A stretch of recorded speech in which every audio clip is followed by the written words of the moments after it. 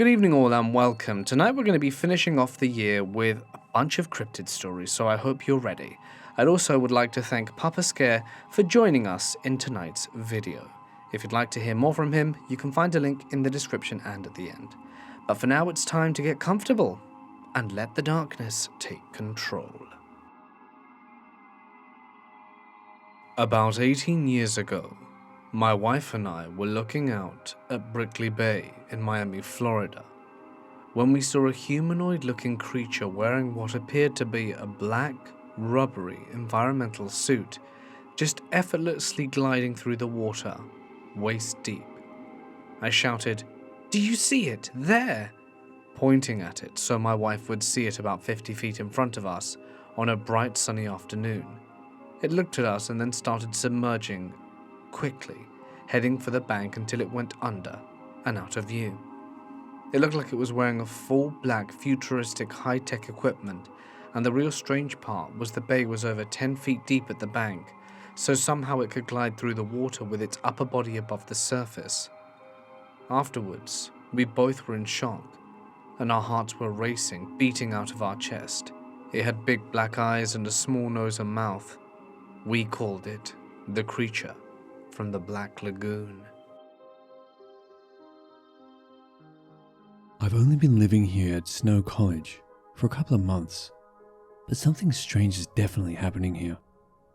For context, I am part Native American of the Lakota Sioux tribe, and I'm trying to reconnect with that part of my heritage as I have moved out and away from my parents. I've always believed in the existence of skinwalkers, but the events that have transpired over the past couple of months have solidified it for me. At first, the occurrences started out small, hearing footsteps, growling in the bushes, etc. But as the weeks have gone on, they have gotten to be bigger and bigger. It all came to a head Saturday night when I get a frantic text from a good friend of mine saying that he's messed up big time and scared shitless. Now, this friend of mine is a very imposing dude, 6'2" and around 280 pounds. And he grew up around Baltimore, so it takes a lot to scare him. So he's going through and telling me what happened and what he saw. A couple of blocks away from the main campus, they're building a new temple, and this friend loves to walk around this area at night. According to him, just past the one streetlight on this road, he could see a massive dog pacing back and forth, east to west. He described it as a dog with the posture of a bear, toned build, obviously wild but no discernible fur on it, like it was completely in silhouette. So of course I do some research and see the accounts of the Sherman family on their ranch, and Gwen's description of a wolf or dog she ran into sounds eerily similar to what my friend saw. What my friend neglects to tell me until we were out there again last night is that he was whistling on his walk. As we approached the spot where he saw it the night before, sitting under the streetlight was the creature. It was exactly as he described it. Huge dog, posture of a bear, pointy ears, smoothest skin I've ever seen on a wild animal. We're both rightfully spooked, so we head back towards campus. As we're walking past the humanities building, he tells me that it was around this spot where he was seeing shadow figures. He described them as having distinct human forms and hearing what sounded like a huge animal running at him. He came across a bald eagle feather in the middle of the sidewalk. There haven't been any bald eagle sightings in Ephraim, from what I know. We hung out on campus for a while after our encounter by the temple grounds, and we were both able to come to the conclusion that there was almost like a line across campus, that the sightings would stop. Against my better judgment, I'm planning on going out there again, later tonight, to see if I could maybe get any pictures of this thing for concrete evidence that we both saw something, and that it wasn't just our nerves getting to us. The only time I've ever seen this creature mentioned in writing beyond myself Old Red Eyes is a ghost of a person, either black or Native American, that died in their task of helping slaves and escape reach a safe haven. Their duties possibly included misleading, harassing, and if necessary, killing any pursuers, given the aggressive nature of the spirit. Their most striking and only feature is the pair of piercing, glowing scarlet orbs, evenly spaced, that float roughly 6 feet between and 7 feet in the air, that will occasionally blink out and reappear somewhere else about 10 feet away or so, as if they're stalking you. Now onto the story. All parts of this story take place at my friend's house that was already known as weird. The first half is second-hand and occurs roughly 15 years ago. Well, before we could drive ourselves, at that friend's birthday party, there were a lot of us, and I no longer remember the total number, but it was at least 8, quite possibly above 10. 3 or 4 of them decided they didn't want to hang out in the hot basement and opted to go jump the fence that separates the house property from the rest of his property and run down to the old riverbed. They leave, and maybe 5 or 10 minutes later, I'm too hot and grab a soda and head up to the landing, which has a view of both stairways in the house and also the part of the property my buddies have gone to. Not long after, those who went off to romp in the night came back screaming and pile over the fence, and his otherwise quiet dog begins to go insane. I pop the door open for them because that's easier than dealing with an electronic lock, and they stop out of breath on the front porch. A couple of buddies come up the stairs having heard the ruckus, and were treated to the tale of how they were messing around when all of a sudden one of the bamboo bunches began to clatter and shake violently, shoots snapping and breaking, and some being hurled at them. We call BS and tell them to piss off and then get sodas and leave it. Eventually they work up the nerve to go again, but this time 2 new people decide to go with them. One of the people, who was on the first runs, sits out, and they're bringing one of the dogs. Though it takes a bit longer, they prop the gates open for the dog to squeeze through, and they go into the woods. My buddy, who swore they were attacked by something, sits on the front porch, as do I and another friend. 4 of them were out in the woods, and there was at least one person downstairs in the basement, uninterested. We're trash talking about them, while the only person who was out there defends the lot of them. Not too long after, 10 minutes tops, we hear a loud scream. The dog sets off, setting off the other dogs, and here they come piling over the fence, the dog worming through the gates like a pro. They couldn't shake the feeling of being watched.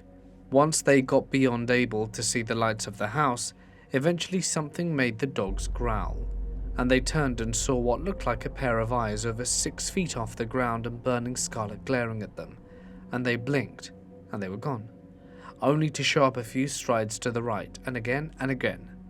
With the creepy dread, they realized that whatever it was slowly, gently positioning itself between them and the house.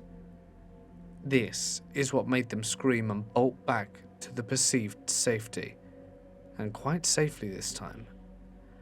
Although we called BS, again a few years later, I found myself staring down the same burning eyes over the roof of my car, and in one case staring me down before I could even crank my vehicle. While my encounters weren't as terrifying, they were still bad.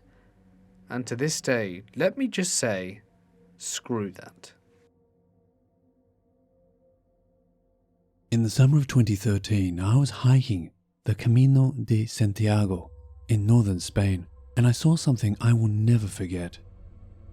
I don't know how much of it was real because I was cold, hungry, thirsty, exhausted and sick when I saw it. But good Lord, it scared me. I was on the Camino Primitivo, the oldest section of the Camino.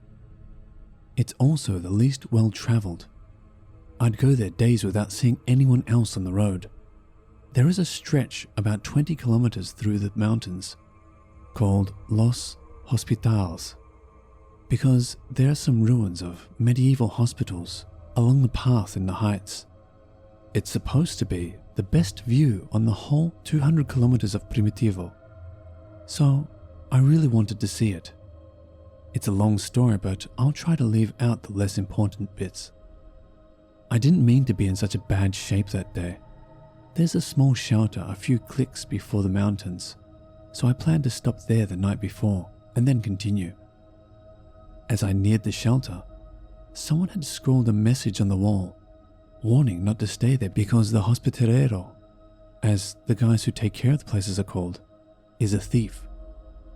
At the previous town, there had been a sign that said there was no hospitalero at this shelter, so of course I was suspicious. Sure enough, when I arrived, there was an unwashed old man cooking a can of beans over a fire outside of the shelter who asked me for money to stay. I decided that I didn't trust him, so I just got my stamp proving I had gone through that village and pressed on. So I started the Los Hospitales stage after already walking almost a full day's walk. The villages were too small to have grocery stores or even restaurants, so I had no food or water other than what little was in my pack. I was getting over a cold as well, and although it wasn't bad at this point, it started to bother me more as I fatigued. As I started to climb the mountain, I passed a sign that read, "Peligro, osos," danger, bears. But at this point I was committed, so I kept going. When I got near the top of the mountains, the weather changed. It was so foggy that I couldn't see more than a few meters in front of me. When I looked over the edge of the path, it was straight down into a foggy abyss. It was also cold. It was well into June, but the high was in the 50s, and the mist only made it worse for a guy wearing only shorts and a tank top. When I got on the plane, I had no idea what the weather would be like, and I foolishly imagined northern Spain to be a Mediterranean climate. The only vegetation was the short grass and some sparse moss. Other than that, the landscape was just small rocks. Somehow there were cattle grazing up there, and horses. I don't know how they survived on such little food. I walked for several hours until I came to the ruins. At this point, I decided to try to camp out in the stones. I put a tarp up next to the stone wall, but the mist was so thick that it penetrated the tarp, my poncho, my astronaut blanket, everything. I was freezing. I was cold before, but when I stopped moving, I immediately started shivering wildly. I decided that despite my fatigue, I'd continue. Hell, if I didn't, I was going to freeze to death up there. The path alternated between the top of the ridge and the side of the mountain.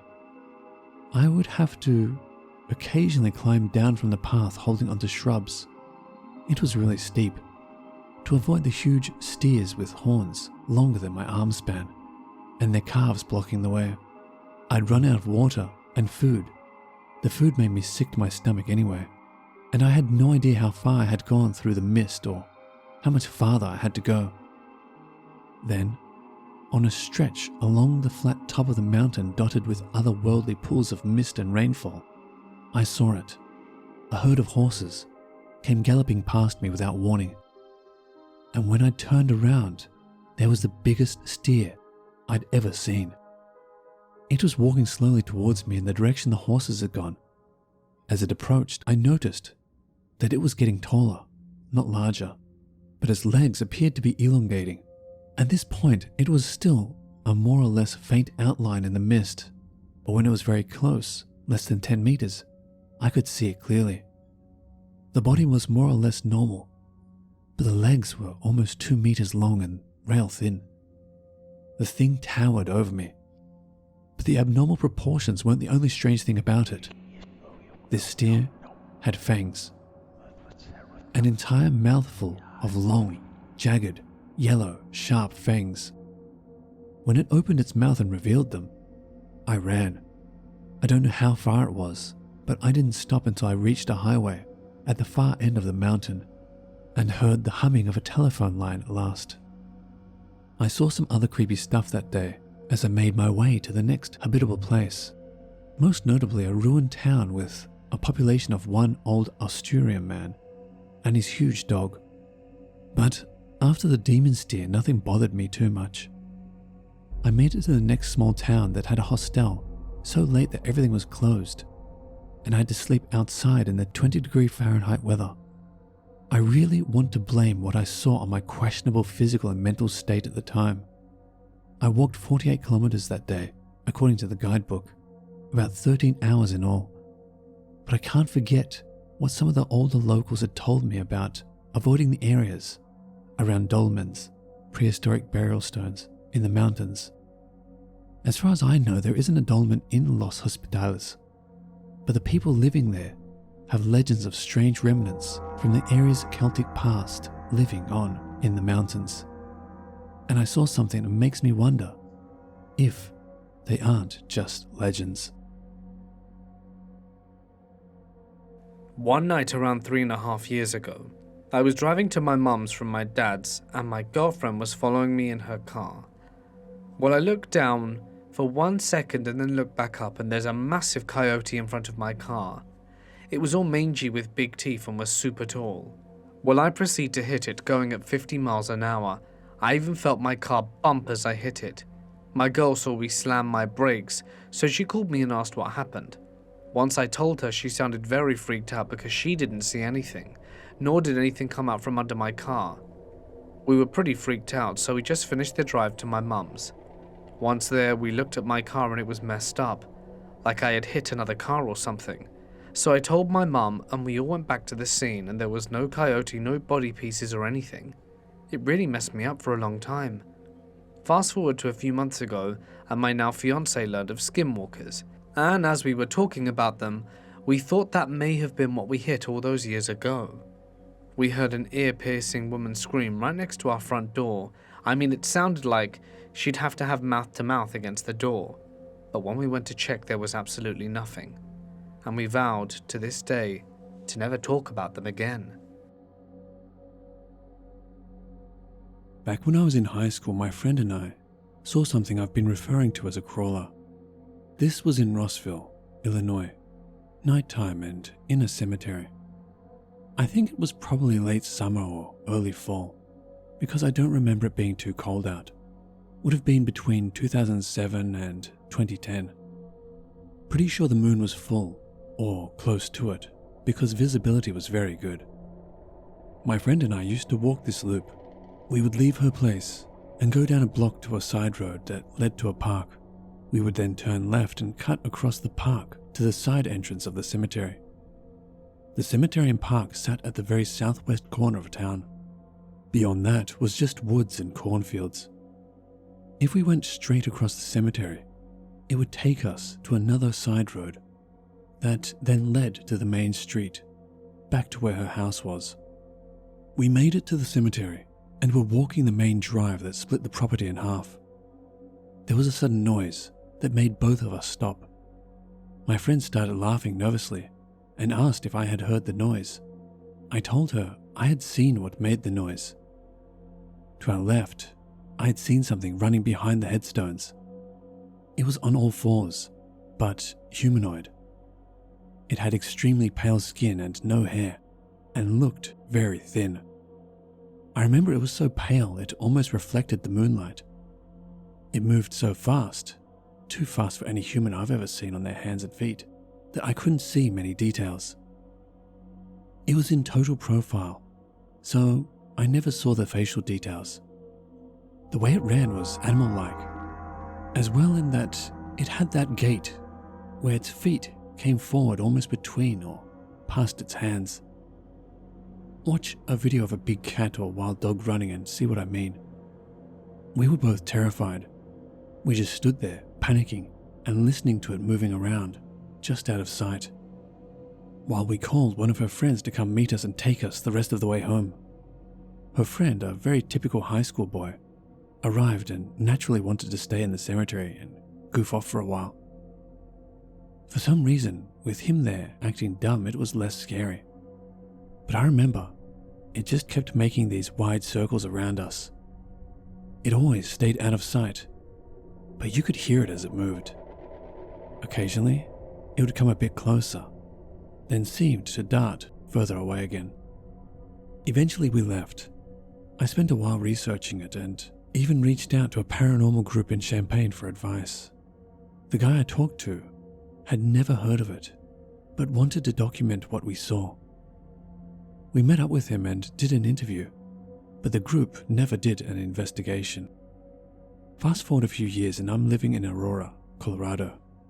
I met one of my closest friends in about 2012.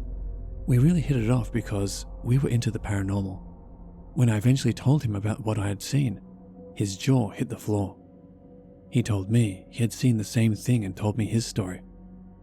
He described exactly what I had seen, but he had seen it under a porch while living in Thornton. It was crouched down and squatting. He thinks he startled it while it was eating because he said it was hunched over something it was holding.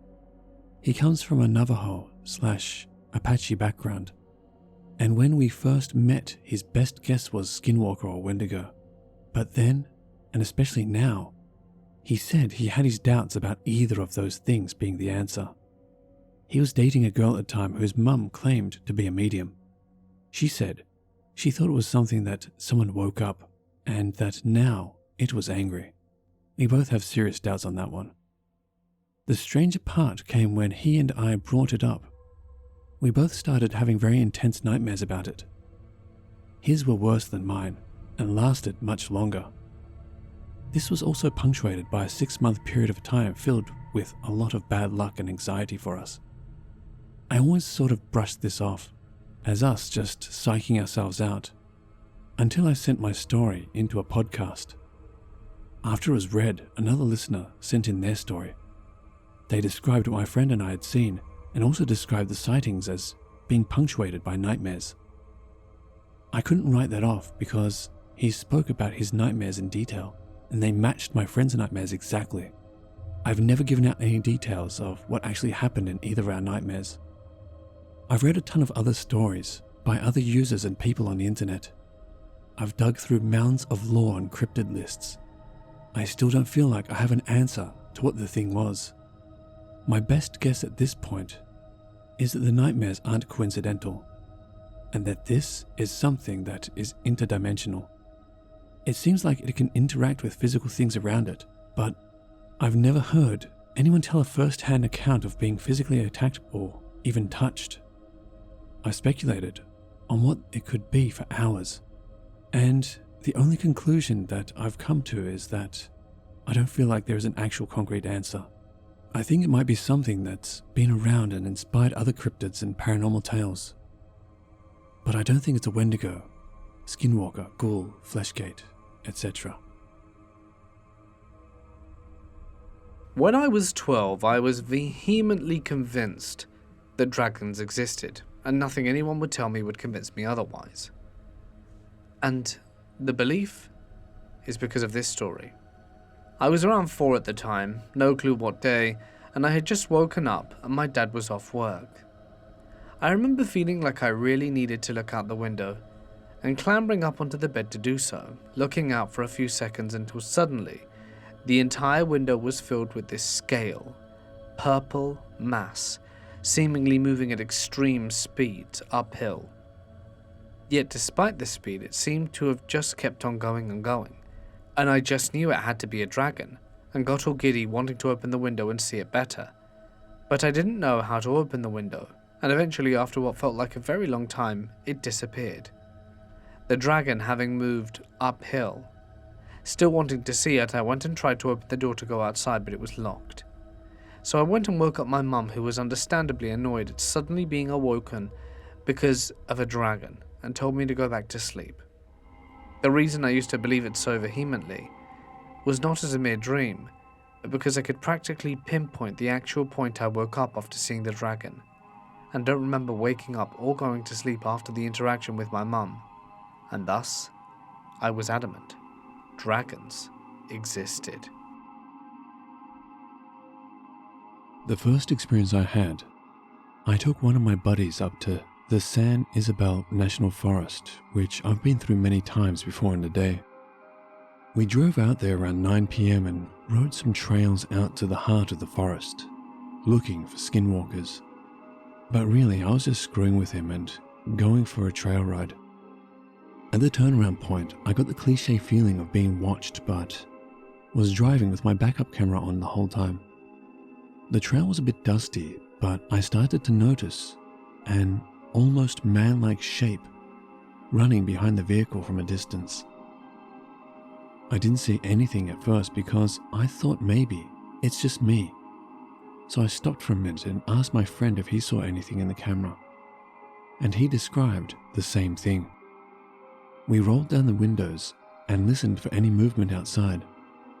With nobody else in the 250 square mile forest, we simultaneously heard a little boy, maybe 5 or 6 years old, cry out, "Help!" And our heads snapped towards each other. And my friend said, "Just drive." We kept moving back on the trail and seeing the thing in my camera standing as tall as the spare 35-inch tire on my lifted Jeep while running on all fours. When we got to a fork in the trail that turns back the way we came, I decided to turn and head back because I was curious and wanted a definitive interaction. My buddy wasn't interested in proving there was bad shit in these woods, but I was driving. After a few minutes, he starts groaning loud like he was hurt and covering his face. When I ask him what's wrong, I get hit with a sensation of absolute dread and sensory overload. When I was younger, I practiced black magic, and I can say with absolute certainty that it felt like a demonic presence. My eyes were tearing uncontrollably and I could hardly breathe or speak. At which point I turned around on the trail and we left for good, still with a clear humanoid shape tailing us out of the woods.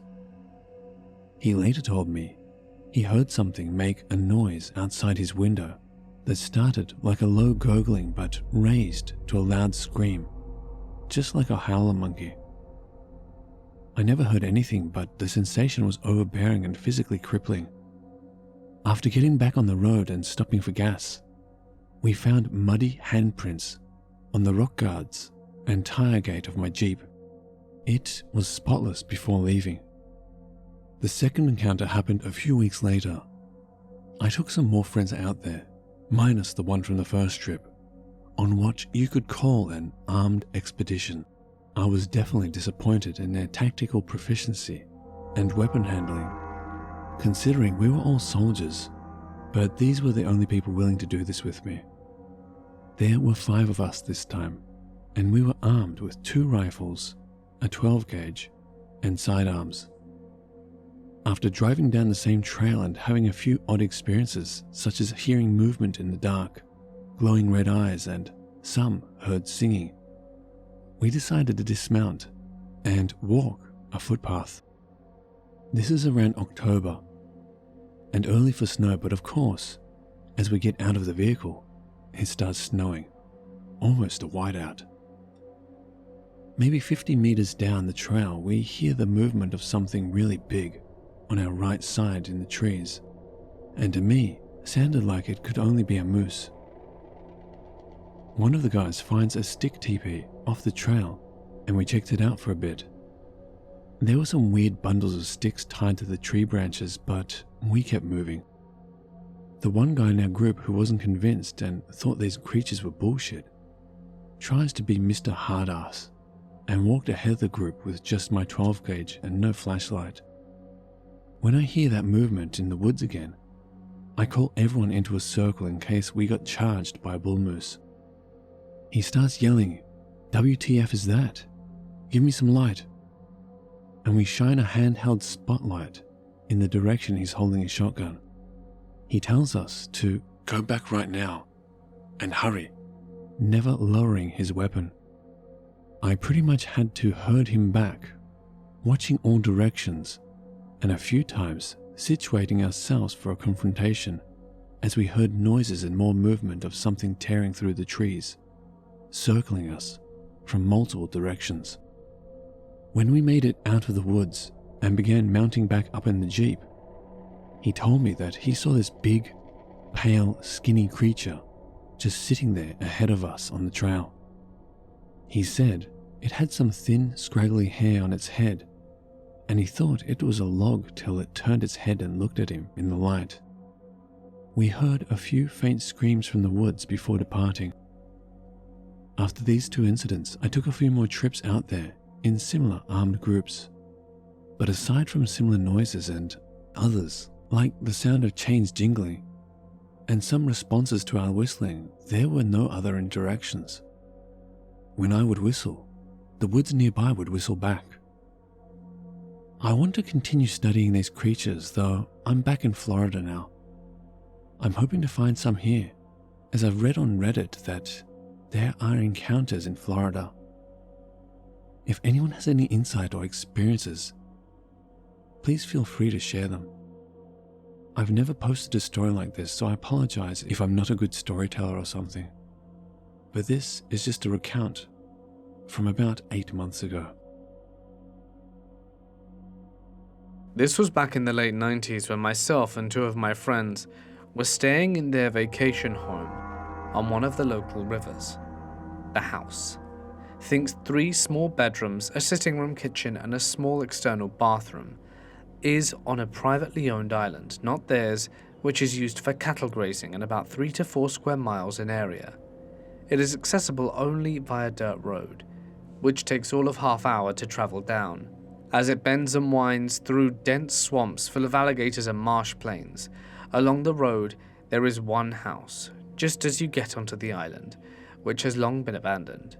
This old 2-story plantation-style home was supposedly abandoned when the owners, a married couple, had their child suffer a fatal accident and could not bear being there any longer.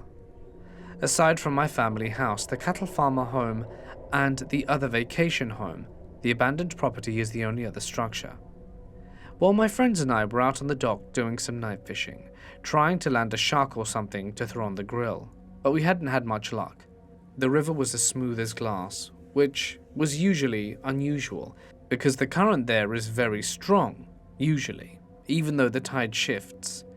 We sat and chatted waiting for a bite until around 11.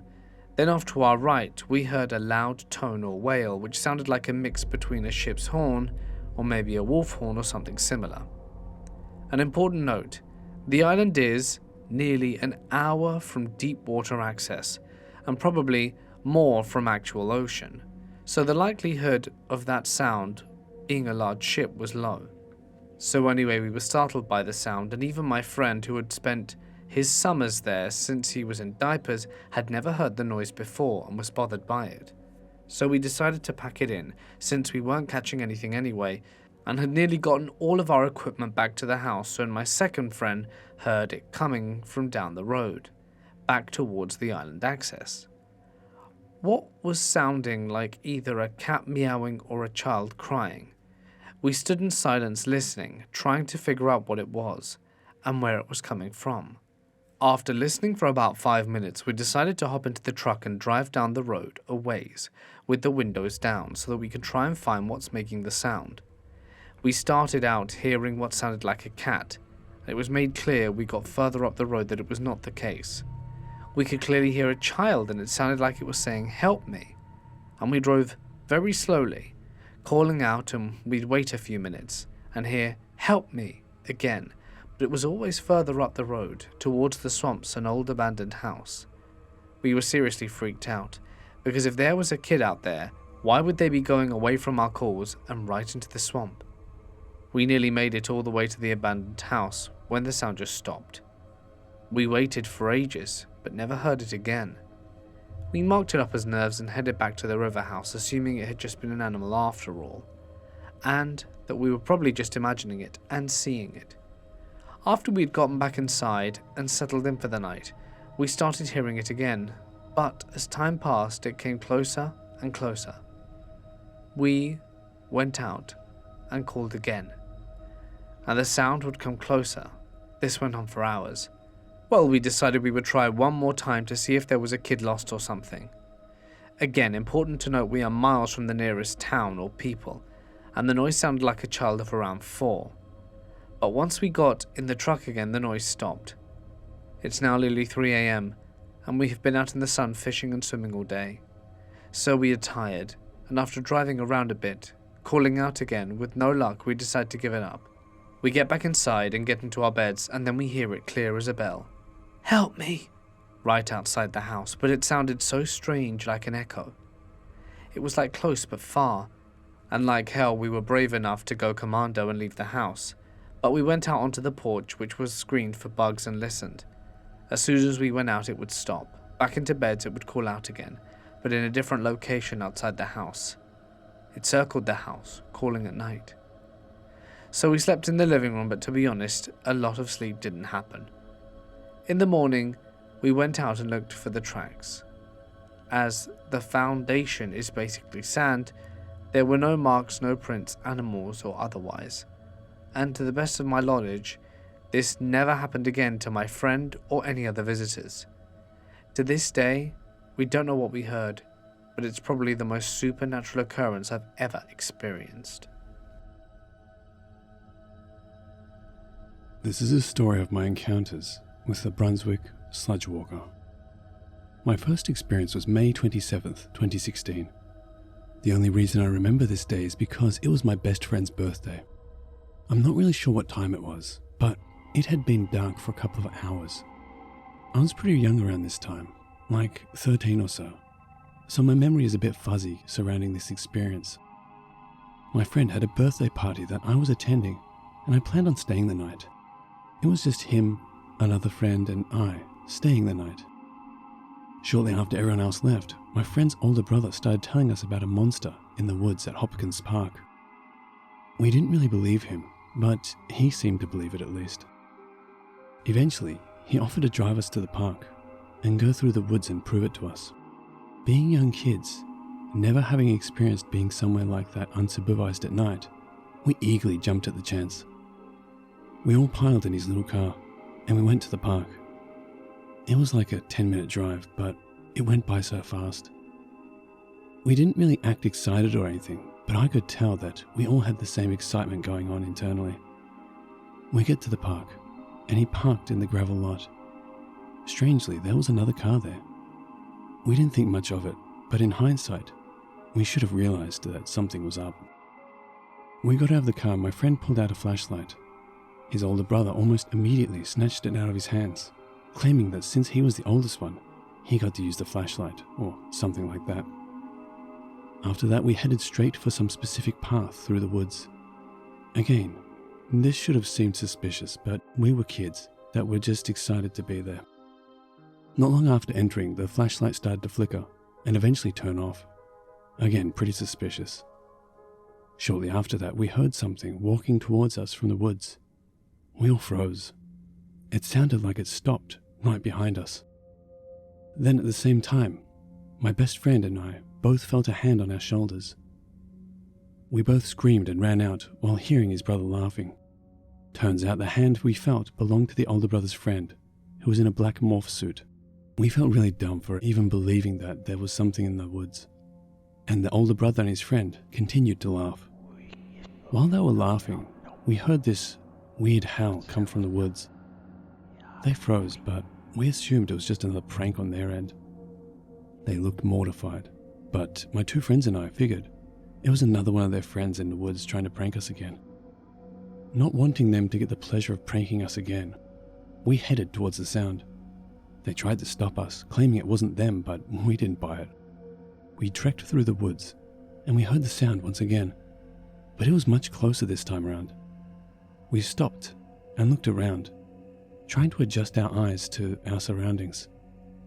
I felt a hand on my chest at one point, trying to get my attention. I soon realized what he saw. It was a pair of these glowing orange eyes, easily 10 feet off the ground. We didn't freeze this time. We ran. We found the older brother and his friend, and they didn't believe our experience. They just assumed that it was our attempt to get back at them. But that was simply not the case. We then went back to my friend's house. I didn't sleep that night. Every time I would close my eyes, I would see those eyes. As time went on, the memory faded from my mind. I somehow seemingly forgot that this encounter had even taken place. I think I may have suppressed the memory to keep my sanity. Fast forward a few years and I'm 15. I'm not sure about the date on this one, but it was a weekend in June of 2018. My friends and I would ride bikes around Brunswick, even late at night.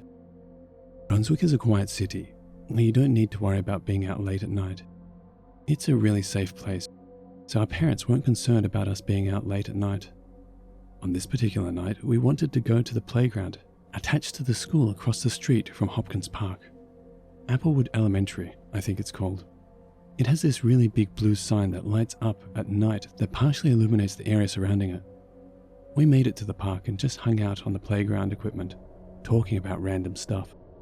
It's also worth mentioning that it was pretty foggy that night, which gave everything an ominous feel. It was pretty cool, actually.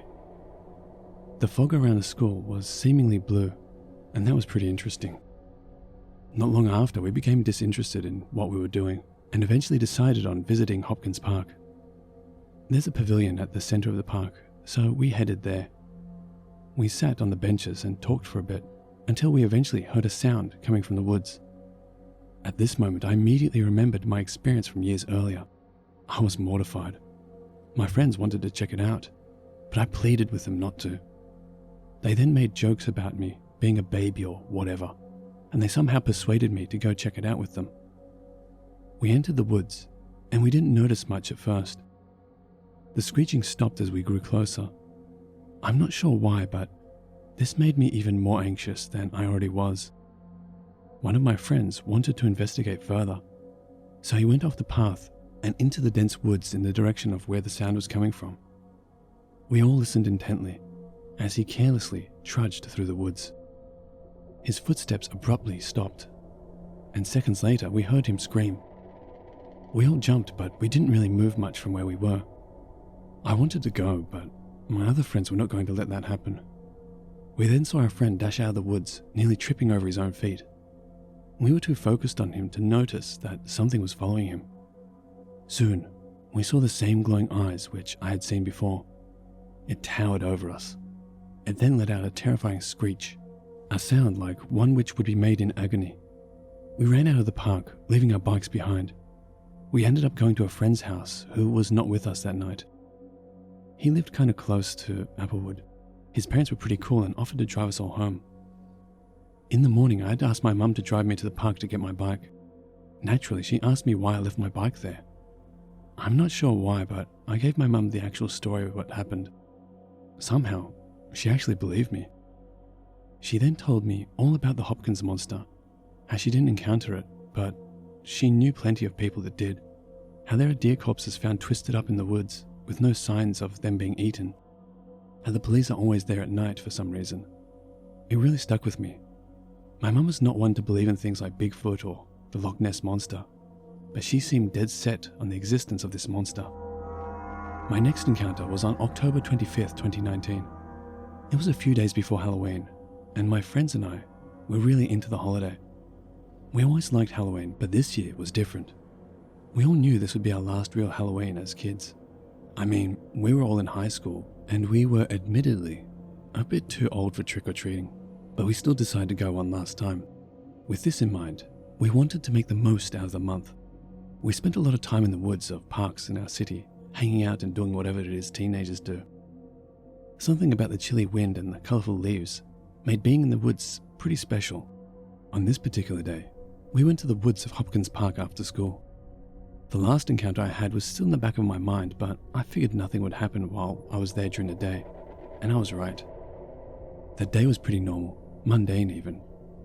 We ventured sort of deep into the woods, and it quickly became pretty dense. Soon we all began to smell an incredibly foul stench.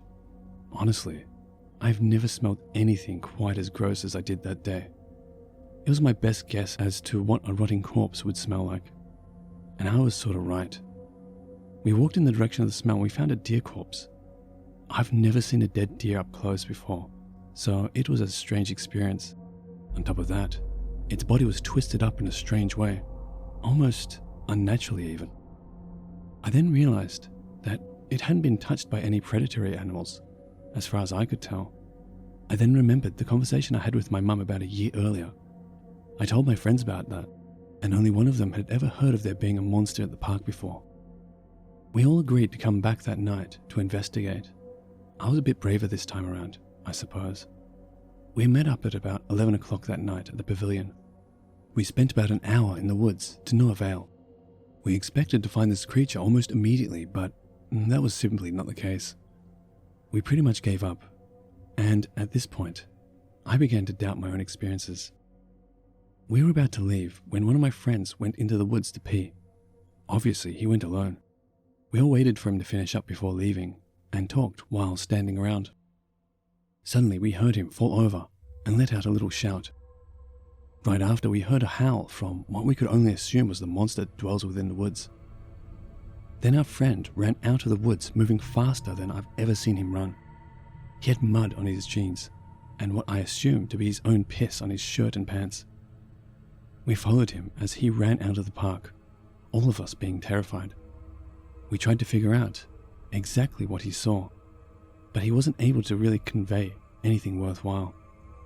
Truthfully, I'm not sure he even knows what he saw. Regardless, it really left an impact on him, and he seemed really paranoid for the next few weeks. He didn't even come trick-or-treating with us, which was very unlike him.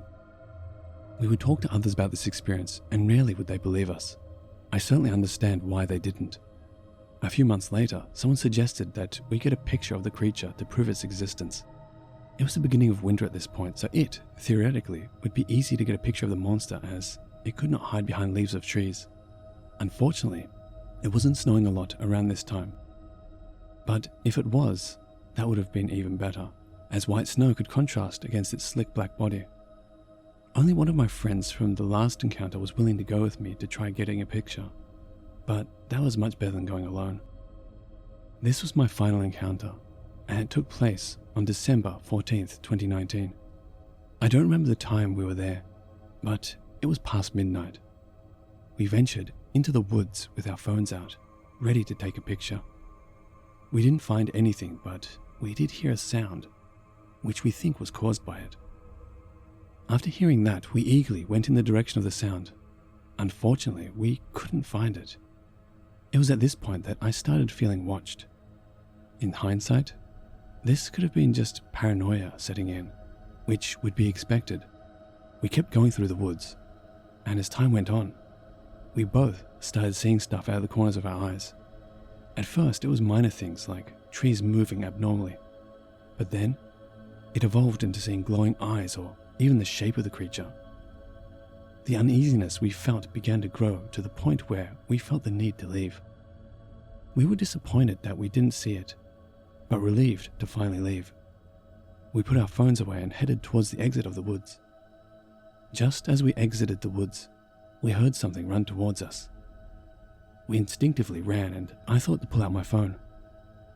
Looking behind me as I ran, I took a couple of pictures. Only one was worth viewing, as it was not blurry. The picture I took can be seen on screen now. It was taken pretty close to the gravel lot. This was the last time I went to that park, and I don't think I'll ever go again. I have the proof I wanted of this creature's existence, and that's all I wanted. I feel like this can go without saying, but I don't recommend anyone going to Hopkins Park in Brunswick at night. I used to go running and take a break at a train bridge in Iowa City when I went to school there. I did a lot of night runs, sometimes only after dark. I'd hear something swimming around at the train bridge, maybe human or deer-sized. One time it was late and I heard it again, but this time I could see something dark on the water. It looked like a profile of a large head. "Hello, is someone down there?" I said. It stopped dead still and looked at me. It was dark, but I could tell it was looking at me. This went on for 30 seconds to a minute and then it went under, and I never saw or heard it again. I told myself it was a person swimming. Why not say hi back? Also, where did it go under to? It was a slow river. I would have heard it surfacing or get out the water unless it went over 100 feet or so.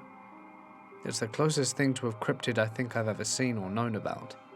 Some people are saying beavers and otters, and I've seen river otters. It was far too big to be a normal-sized one. I've never seen one 6 foot. I don't think they live anywhere near Iowa anyway. It's much too big to be a beaver too. As I said, it's the closest I've ever come to seeing a cryptid. It was August 2016. A close friend of mine had bought 15 acres of woods in central Maine, and they invited me to live on the property in exchange for helping them grow a cannabis garden. I had lived there all summer, and my bedroom was an old, dead school bus that I converted into a cute little house. We had 7 people total on the land, and everyone was hanging out in the community house, a double-wide trailer. They were watching movies and playing board games, and it was only about 9 p.m, but I was tired from work, so I said goodnight and began walking to my bus. It was very, very quiet. The moon was not up yet. I was barefoot with no flashlight, but it wasn't a far walk and I knew I could navigate with my feet. As I passed by the weed garden, I heard a noise like crunch, crunch, crunch, crunch. The driveway was clear of leaves and brush, so the rustling was definitely the sound of something stepping out from the woods and directly into my path. For a half a second, I thought it was an animal, but my stomach formed a knot when I realized that the steps had sounded distinctly biped. My eyes had been looking at my feet, but they shot upwards when they heard the noise. Before me stood the creature. I don't remember seeing its legs, probably because my eyes shot up so fast and I was so stunned. It was maybe 6 feet in front of me, and it stood about 7 feet tall. When my eyes shot up, I was facing its chest, and I had to raise my eyes higher to see its face. When I saw the face, I had the wind completely knocked out of me. The creature was whitish, not glowing, but its skin looked exactly like pale skin under moonlight. Remember though, the moon had not risen yet. The form was pretty humanoid, but very tall and skinny. It had no clothing. I saw a bare chest, slender arms, and the shape of a head. I don't remember ears. I remember holding its gaze for a moment, searching for eyes and seeing nothing. No distinguished eyes, face, or mouth. But the face definitely had ridges and contour. I think maybe it did have facial features, but they were so subtle or sunken in that I couldn't make them out. Anyways, the sight of its face knocked the wind out of me. My eyes fell to the ground. They felt forced to the ground. I couldn't bear to look at it. It stood perfectly still while I gasped for air for a moment. I wanted to scream, but I had no air. I felt so paralyzed with fear. I took a moment to do a deep inhale and a deep exhale. I looked at its face again. It still stood, motionless, watching me. I then turned on my heel and ran back to the community house as fast as I could, screaming all the way. My friends suggested that perhaps I had come face to face with a person who was scoping out the weed garden to steal from it. This is common here, and the garden was flowering, so it was really smelly. The locals had definitely noticed. The part I can't answer, though, is why would a robber walk right up to me? I don't know. I consider myself a skeptic, and I think it's possible that my mind was playing tricks on me. But then again, I've never been afraid of the dark or anything like that. I told my friend this story, and he said I should share it here. If you have any questions, feel free to ask. This was probably the strangest experience of my entire life. And to be honest, it haunts me. These days, I am afraid of the dark. 10 years ago, I was a high school senior in Hawaii, and my friends and I were chilling on the swing nets at his apartment complex. It was around midnight and I noticed a rather large face in the trees about 60 yards away. It has eyes bigger than a human, and it was staring directly at me. 2 seconds later, it screeched, opening its mouth and revealing what looked like fangs. I noped out of there and ran to a lamppost in the parking lot. My friends ran after me, asking what was wrong. By the time I looked back to the trees, the figure was no longer there. Apparently, I was the only one to hear it too. My friends were conversing when all of this happened. Some say it may have been an owl, but what owl has teeth like that? I did, however, see wings similar to that of a gargoyle. My Filipino parents told me it was probably an aswang, or vampire in Filipino folklore. We still occasionally hang out by those swings, but I never saw whatever this creature was again. My family recently bought a beautiful but overgrown piece of land in the Kootenays of British Columbia, Canada. It's a wonderful place, but my dad is frustrated with the amount of work they will have to do to live comfortably on our land. I personally love our little pocket of untouched nature, but I'm getting off the topic. I thought it was strange that the previous owners seemed to be in a rush to sell the land, but I chalked it up to the uneven ground and abundance of plants. My family brought their trailer to the land and were staying in it, while I set up a small tent nearby since there wasn't enough room for me. Soon after we started staying there, my dad and I were comfortably sitting around the fire pit, stargazing and listening to the sounds of the land, when we started to hear the shrieks of something that was certainly inhuman, but also unlike any animal either of us have ever heard. It was a shrill yet guttural growl that was extremely drawn out and loud. My first guess was that a bear or a cougar got cornered, but listening more closely quickly crushed that assumption. I started to distinguish the growl of a small bear, but that wasn't the source of the strange shriek. It soon started to sound like a bear was cornering something, and the threatened creature was trying to make a last-ditch escape while screaming in pain. Now, I know you're probably thinking it must have been a cougar or something, but I've heard a cougar in a fight before. This was not a cougar. Its shrieks and howls sounded almost demonic. Soon after the noises stopped, my dad and I both decided it would be best to head to bed. While laying in my tent, I started to hear the unmistakable sound of a large creature roaming around our side. After approaching, I heard it settle into place, almost like it was sitting down and getting comfortable. I started to worry that the unidentifiable creature from earlier was stalking me, until I worked up the courage to peek at my tent's window. In the spot I heard the creature approach, I saw not a horrifying monstrosity, but a beautiful black bear. I would normally be afraid upon seeing this, except I made eye contact with the bear and felt an overwhelming sense of safety. I know this sounds crazy, but it almost felt like the bear was watching over us to protect us from something.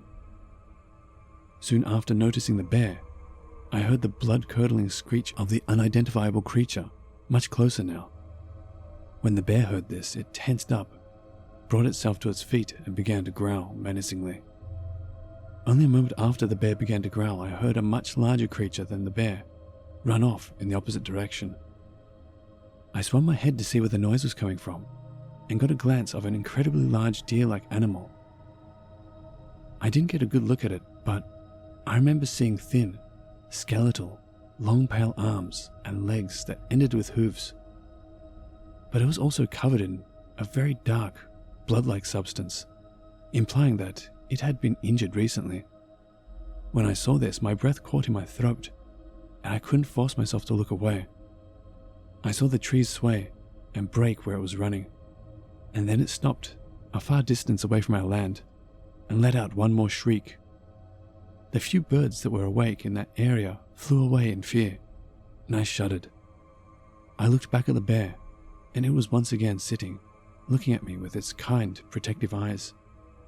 I've never been more grateful to have a bear living nearby, and no longer fear them, but respect them. Hey guys, it's Mort here, and thank you so much for listening. I really appreciate you guys sticking to the end. Thank you so much. I hope that you guys have an amazing new year. A video will be launching on New Year's Eve as it happens, but in case I don't see you, because many of you are probably going to be busy, right? Anyway, guys, if you enjoyed Papa Scare's narrations, he is amazing, and I love his work, and so should you. Feel free to check him out. Link in the description and to his channel on screen now. He produces some awesome stuff. He'd love to have you. I think I'm going to wrap things up here, though. You can click on screen now, and if you want more Mort, there's a video link as well. Stay awesome, and I'll see you in the next one.